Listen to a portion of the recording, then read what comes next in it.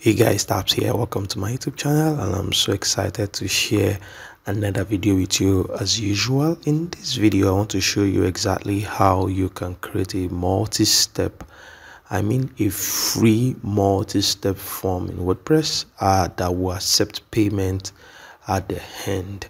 That's super exciting. That will come in very handy for a lot of you guys that are selling services or selling product or selling something on your website, and you just want to you want people to fill a form and then make payment to you. Yeah, I believe so much that this kind of form will come in handy for quite a good number of people. So if you believe you're one of those, and this will be useful for your WordPress website, so let's tag along. Let's have a nice time together.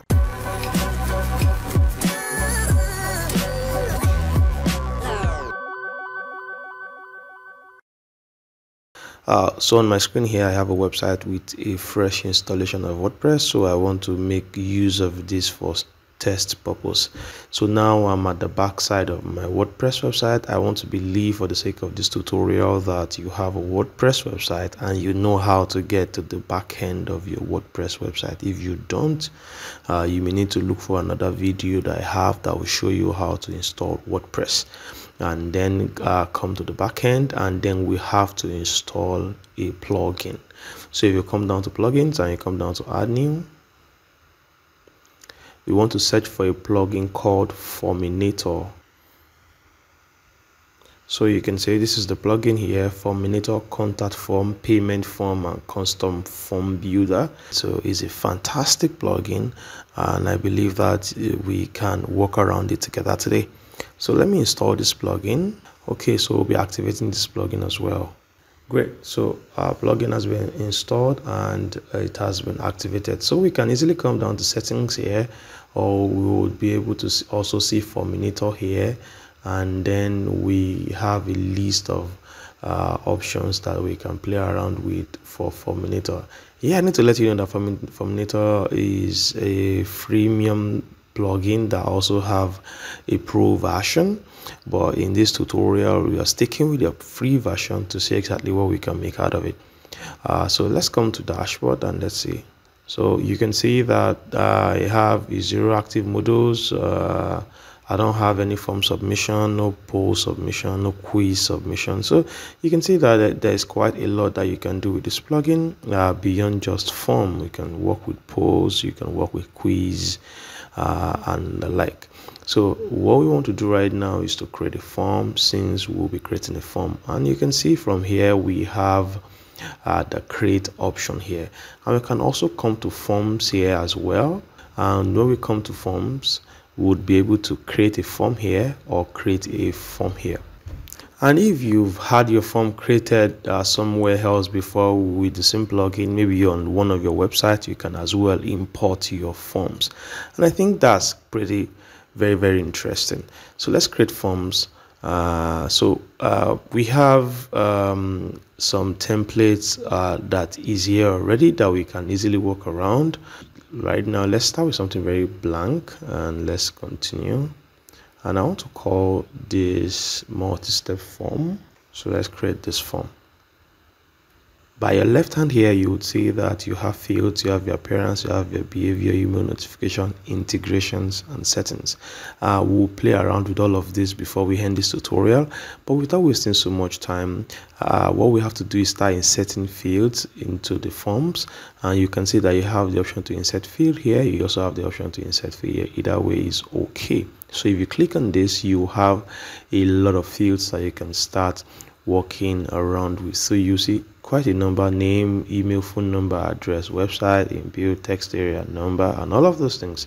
But I would like to work with the select field and then insert this field. Let's say that I have a website that I run, a website design business. Let's label this: what services do you need?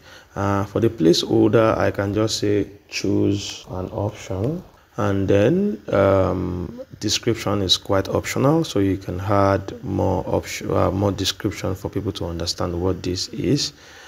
So yes, I run a website design business, so I can then have multiple options. I can say an e-commerce website. My second option could be a learning management system. So I can add more options. I can say personal blog.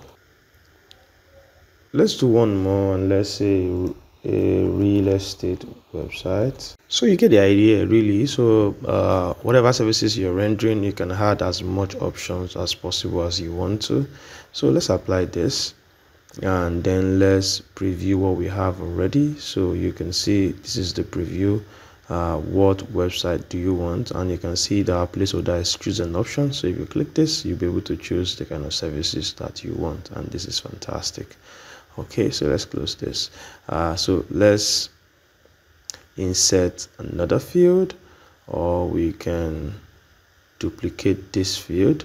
It's still the same thing since we want to still keep using the select field. I just want people to select what options they have, but you have quite a number of fields you can walk around with. Text area in case you want them to give you more information about the website. I think I'm going to use that eventually.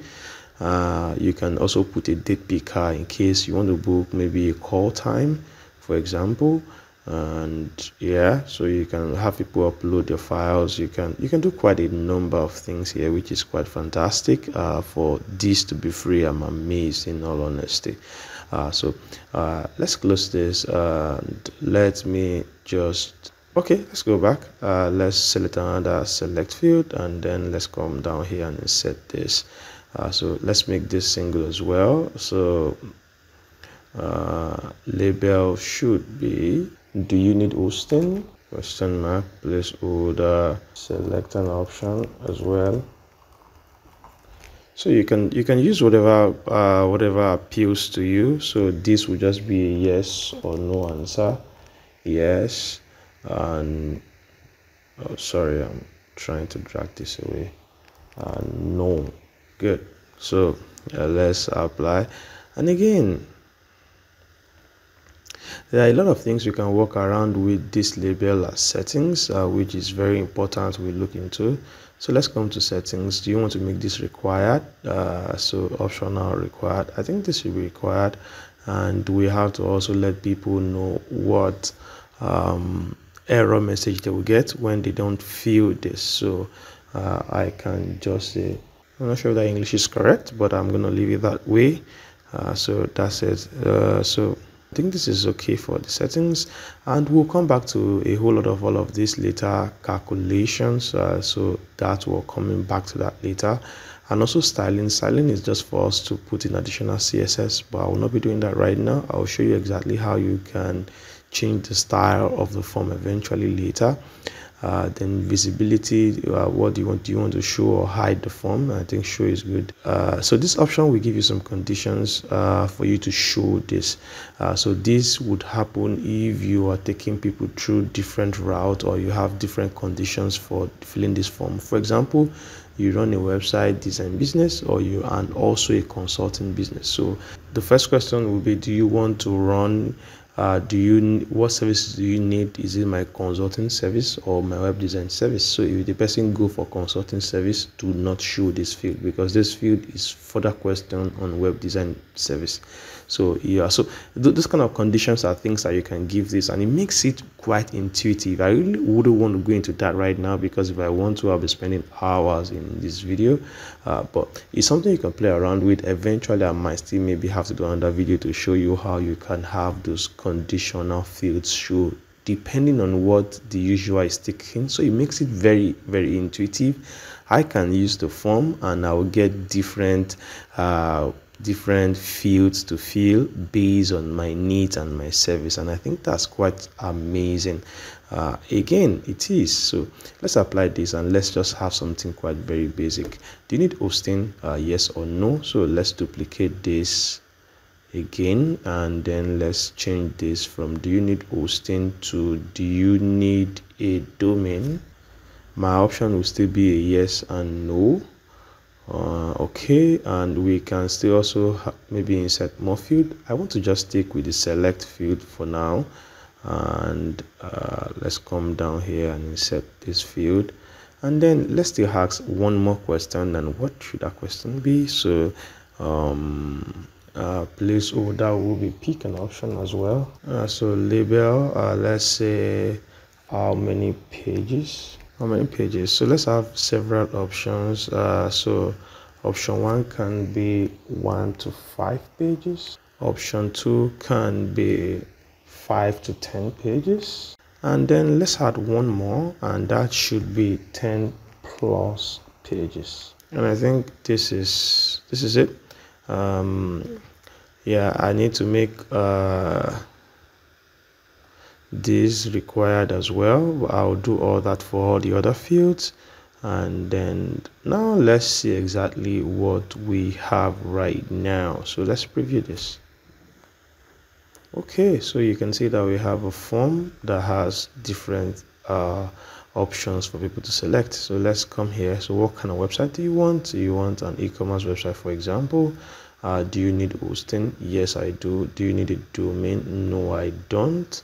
Then how many pages? Then people can pick an option. I want my website to just be 5 to 10 pages. And then, so this is it. This is good so far, so good. So this is what I want to capture for my services. The next step would be that I want people to give me their personal information. I want to collect their names, their email address, and tell me more about their business so that we can design the website. Let's insert more fields, and then let's single name or multiple, depending on what you want. You want to have a prefix, first name, middle name, last name, in case you want that, but we can just stick with single. Just your name, then placeholder will be e.g. John Doe, which is good enough. So let's apply this. I think I'm okay with that. So let's insert another one, which is give me your email address, e.g. That's fantastic. So let's apply this. And also let's insert more fields, and then let's collect your phone number. All right, this is good. So what information do I need to I need them to tell me more about their business? So let's now use a text area, and let's insert this. So this would be the label will be tell me more about this project. Let me call it website, since I'm designing a website instead of a project. Optional e.g. Please give me as much details as you possibly can. I would like to read them all. So yeah, that's it. So people can tell you more about their business so that you have an idea of what you want to insert. So this is an information I would love to capture. So now let's check what our form would look like right now. So let's preview this. Okay, so you can see that name, email, phone numbers, and tell us more about the business is here as well. But you will notice that this is not in another page. This is just one single form, but we want to have a multi-step page, and I want the first page to just be where people select their services. I want the next step, which should be the next page, should be them giving me their information based on how I want to structure my form. So let's close this and let's see what we can do to add that to the form. So let's come to insert field as usual. So let's look for this page break field. So let's bring that into our form. So right now this is it here. So I'm going to put this where I want to have a page break. So I'm going to slide this over above name. So you keep hovering around it till you find this blue line, and then you drop it. So you can see that I have page break here. So now let's preview this. So you can see that I have something quite very different already. So for the first page, which is page 1 here, I have to fill this for me to go to the next one. So people do not have an idea of everything you want to ask them. It's just a journey you take them through. So now I have to choose my personal blog. I need an hosting. I need a domain. No, I don't need a domain, rather 5 to 10. Then I can go to the next. And then page 2 is now where I'll give them my personal information. And then my name, my email, phone number, and tell me more about the business. And I think that's fantastic. So what I want the last page of this form to be is where they get to pay me. And I think that's quite interesting. So let's now put another page break here now, as usual, for us to stop the page here. So any other thing we are putting in here, would be on a new step, on a new page entirely. So let's insert, and you can see that if you come around here, you will see PayPal and Stripe payment here, and that's good. So we can insert PayPal and insert that here. You can see that we have a warning here that you have not connected your PayPal account with Forminator. Connect your PayPal account here, and then you can come back to configure this field. So we will need to configure PayPal with Forminator for this to work. So the good thing is that Forminator makes it very easy because it's pointing us to a direction here. So let's follow this prompt and let's click this. So that's bring us to the settings in Forminator, and now we are under payments. So you can see that we have two payment gateway here that we can work around with. So you can connect Forminator with Stripe, Forminator also with PayPal. For the sake of this tutorial, I think I'll stick with PayPal, and then I will have to click this button here to connect my PayPal. So you can see that what we need here to connect our PayPal is to have a sandbox light ID, then sandbox secret, and also the live client ID, and then the secret key. So this will be for live transactions, while the sandbox will be just basically, you know what sandbox is just for test purpose and all of those things. For us to get our REST API keys, Forminator is making things easy for us again as usual. So you can see that if you read there, you can create a first API app here by clicking this place. So once you click this, it will pop up another window where we can log in into our PayPal developer account. So in case you don't have a PayPal developer account, you may need to create one, and but if you do, definitely you can just sign in, and that's what I'll be doing right now in this tutorial. So let me log in into my dashboard. So if you don't have one, you can just sign up for one here. So I will have to sign in into my PayPal. So PayPal is telling me to create a new password. So okay. So that's just a security check now. So let me sign in again. So you may or may not get to go through that. That's just PayPal trying to keep my account very secured. So what we have to do right now is to create an app for this, for to get our REST API key. So we either have a sandbox or a live one, but I want to keep this as sandbox because this is just tutorial. So I can create an app. I can call this app Forminator. So for our app type, yes, we're going to keep this as merchant so that we can accept payment as a seller, and then our sandbox business account. This is good. Then we create this app. My sandbox API credentials are ready. So now we have my sandbox account, my client ID, and then my secret. So I will have to blur this. I know you shouldn't be seeing this, so for you as well, make sure you keep this very secure because it's quite very confidential. So now you can see that I have my sandbox client ID and secret. So that's the two things I need to generate here. So this is my client ID. So I'm going to copy this. So I'll paste that here. So I'm going to copy my secret keys, then I'm going to paste that here as well. So let me come back to my app and credentials. So let me switch this back to live, and then let me create an app for that as well. So I can call this Forminator as well, and then I can create app. Good, I have my client ID here and my secret, so I'm going to copy this.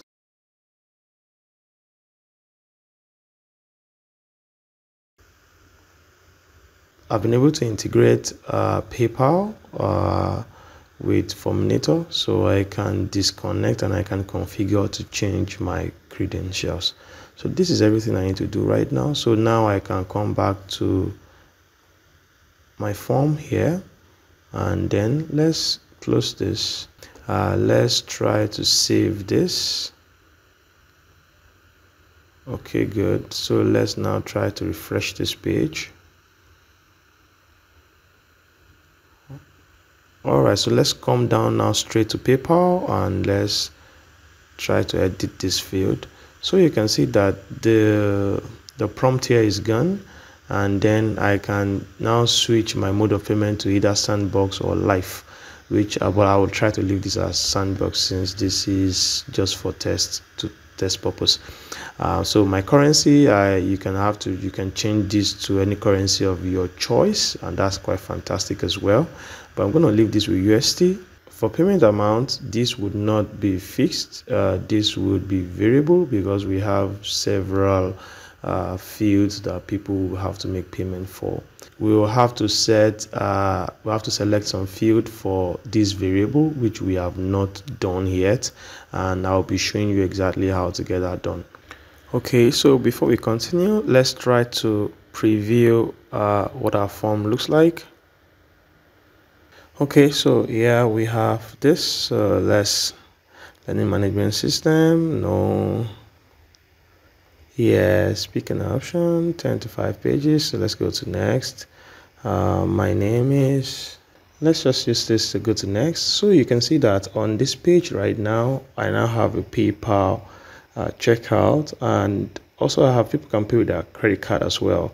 This is powered by PayPal, but you can see here that anybody here, like right now, I don't know the exact amount I'm going to pay, so there should be an option here for people to know exactly what amount they are about to pay. And let's cancel this and let's add another field to show that. So let's insert field and let's come to calculations, and this is not highlighted, so let's insert this field. So this is called calculations, but we can change this to, let's say, your payable. I just put payable, right, as the label. We can come back to calculations here, and we try to add a form field, and we can see that we have nothing here because we have not given all our variables a calculation or a cost attached to them. So let's close this, and that's exactly what we're going to do right now. So what website do you need? So let's come down here and let's edit this again, and then let's now come to calculations right now. So we have to enable this. So e-commerce website, for example, if somebody wants to have an e-commerce website, so we can say that's $500. So learning management system, we can say that's $1,000. A personal blog, let's put this as $400. Real estate website, let's say this is $1,500. Okay, so let's apply this. Good. So hosting, let's edit this. So let's do the same for hosting. Let's come to our calculations. So let's enable this, and then let's if they say yes, hosting fee is $200, and if they say no, that would be nothing. That would just be 0. So let's apply this. So do they need a domain? Yes. Let's edit this. Let's come to calculations again as well. Let's enable this field, and if they do need a domain name is $20, and if they do not need one, that is 0. So let's apply this. How many pages? So let's edit this. Let's based on the amount of pages that they want, we should be charging our service charge to design these pages of the website. So let's come to calculations. Let's enable this as well. So if they're doing 1 to 5 pages, our service charge would be $500. So if they are doing 5 to 10, it will be $900. So if they're doing 10 plus pages, so we charge $1,500 for our service charge. So let's apply this as well. So I think that's everything that we need to do. So now let's come back to our calculations. Let's edit this. And now let's come to calculations now. So the simple formula will be that we'll add all the variables or the fields together for as a calculation to charge them what they're paying for. So now let's come to this. So what website do they need? Let's add that to this. Let's plus it again with this. Let's plus again with this. So since we have just 4 options that attracts payment, so we're going to add everything together, and that will be our formula. So as much as you have, you should be able to add all of them. So that's exactly what your calculation, your formula should be. So let's apply this, and then we have now integrated our calculations. Now PayPal would charge based on our calculations. So let's move this a little above. Okay, now I have that. So calculations is now on top, and then PayPal will charge exactly the amount in our calculation. So now let's preview our form. All right, so now let's choose all of this. Learning management system, no, yes, let's do this. Let's come next.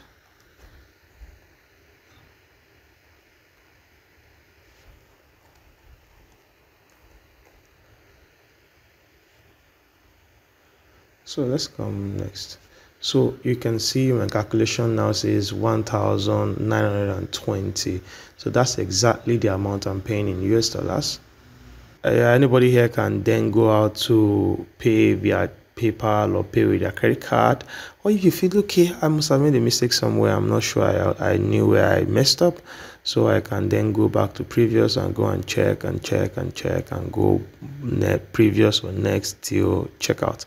So you can see that we have a multi-step form ready, and that can accept payment already. So that's it. This is exactly how super simple or super easy it is for you to design this form. This form is ready. We can update this form again. So now what we want to do now is to show you exactly how you can embed this into any of your page, any of your blog post, or anywhere exactly on your website. So if you come here and come to this little settings here, you see a place where you can copy your short code. So if you click this, you will see that your short code has been copied successfully. So you can come to any other pages. You can come to add new page. Let's open this in a new tab so that we don't have to close this. So let me just call this a form, and then let me look for let me type for short code, and you can also use text, but short code is just what you should do. So this is for the default Gutenberg page builder. You can do the same thing with Elementor, another page builder you're using. Just go there, create a form, create a page, or put it in a blog post, and then you can put it anywhere at all. I'm not sure you should have any problem trying to do that. So let's publish this and let's view this page. So you can see our form is ready, and we can begin to use our form on our website. And this is quite very, very fantastic. And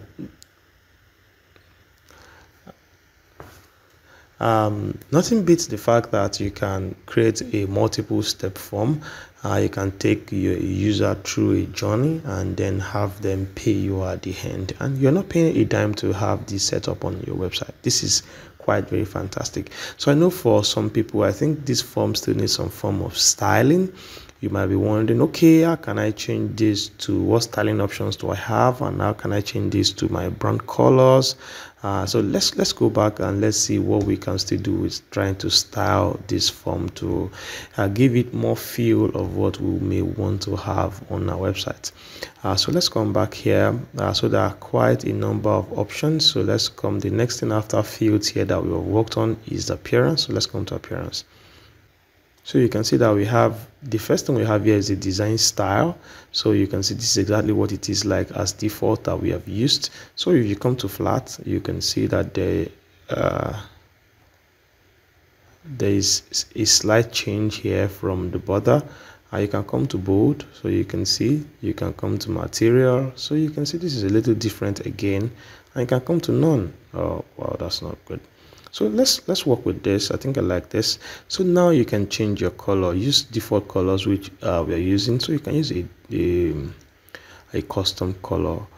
You can then change the color of your element, your form container, your submission indicator, your response, your error. Error is always synonymous with something red, and this is always synonymous with something green, which makes sense. Submission indicator, somewhere something black. Form container, this is transparent. I think I like that. Pagination steps, so that's something above there. We can change this color from black. Let's find another color. Okay, something this. So let me copy this to use this eventually later.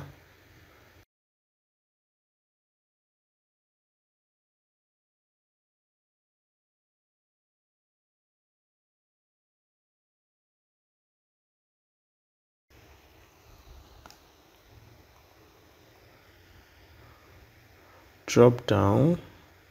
Okay, let's leave that as is. Select impute extra. Let's leave all of those as is. So now let's update this, and then let's check our form and let's refresh this. So you can see I have all this, so I should have changed this as well. So you can see that I have something entirely different right now. So that's exactly how you can keep styling your form until you find a perfect fit. We can still change some things more to give this form exactly the feel we want. So our font, we can change our font. I wouldn't want to do that. The padding, the field container. You can also have some CSS to further to have some custom styling for your forms in case you're good with CSS. Okay, so for our behavior, we can come here. So what would happen after this form have been submitted? We can display an inline message, thank you for contacting us shortly, and we can add more behavior.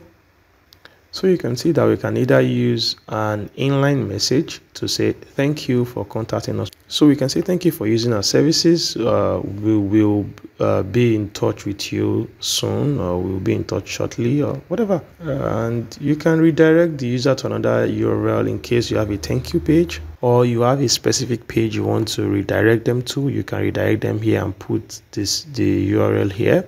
And you can do that in the same tab or in a different tab or in a different window entirely, depending on what you want.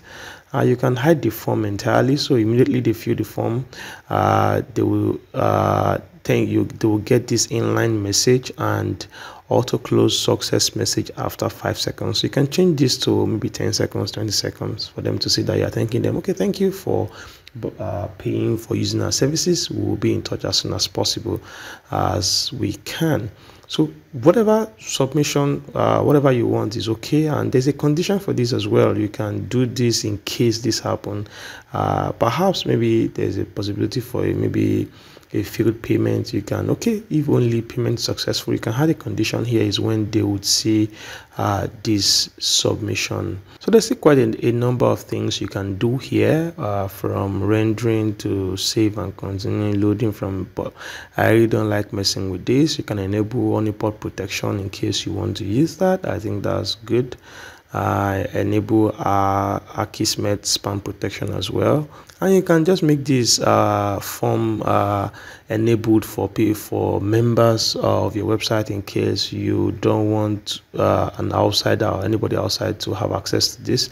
So people who want to fill this form require for them to log in first before they can submit their form. So you can make that behavior for your membership. So you can update this, and you can also come to our email notification. So admin will be notified, and this is my email. You can add more email notification of a form that is being filled, so you can add as many emails here so that you don't miss your forms when they are submitted. So yes, you can send this form directly to some integrations in case you want to put people who have submitted their form into maybe a funnel and you want to start doing email marketing and all of that. You can check this integration here, so you can see a whole lot that you can work around with: MailChimp, Google Sheets, Slack, HubSpot, Trello, Aweber, Active Campaign Monitor. So in case you have any of these as a email marketing platform, you can integrate this. The last thing we have here is settings. So data storage in database, yes. So you can decide how long you want to store data in your database. You can have other options, so multiple option valued, default storage value. So you can have multiple options, but I like to leave all of these things as is. So for privacy submission, you can have how long do you want to retain your form submissions for. You can have custom, okay, just for 10 days. Account erasure request: when handling an account erasure request that contains and associated with submission, what do you want to do? You can use default. Your default values is to retain the submission, and you can just say, okay, no, I don't want to retain the submission. Once somebody asks me to remove, I want to just remove their submission away from my database. And you can come to your submission files. Do you want to delete them? Do you want to keep them? So you have to update this in your terms and conditions or your privacy policy or whatever you have on your website. So this is good to keep things together. So when all of this is done, our form is good and ready to go. So before I conclude on this video, another thing we can still do to style this is to change the outlook of this. So let's see how we can change that. So let's come to our fields and let's come to paginations. So let's hit this to edit this. So you can see that this says page 1, page 2 finish. So we can change this page to step or to whatever we want, really. Services, page 2, we can change this to your details, and then finish, we can just call this checkout. So that's fantastic. So before we go into this, let's apply this and let's see exactly. So let's see what we have right now. Let's edit this. So you can see services, your details, checkout, and this is fantastic. Let's still try to style this further, and let's see what we can still do with this. Let's come to this, and let's come to settings, and instead of having step, we can just maybe make this progress bar, or we can even hide this entirely in case we don't want to have this. But I think it's cool. So let's see what the progress bar looks like, and let's update this. And then let's come here now and let's refresh this. So you can see this is just 33%. So the more we keep filling up, the more the bar just keep going. So people will not get to see whether it is 1 step or 2 steps or whatever you have there. So I think that's cool. You can just keep you can do so much with this plugin. So I think that's it. That's where I want to end this video. Let me know if this video has been useful for you. If it has, just kindly give me a thumbs up and let me know in the comment section that this is useful for you. If you have any question, you can also let me know in the comments. I'll be super excited to hear from you. And do not forget to subscribe to these YouTube channels, please and please. That's the only way you get to know when I keep uploading awesome videos just as this, and that's the only way I get to grow this channel as well. So that's it for me in this video. I'll see you in my next video. Stay cool.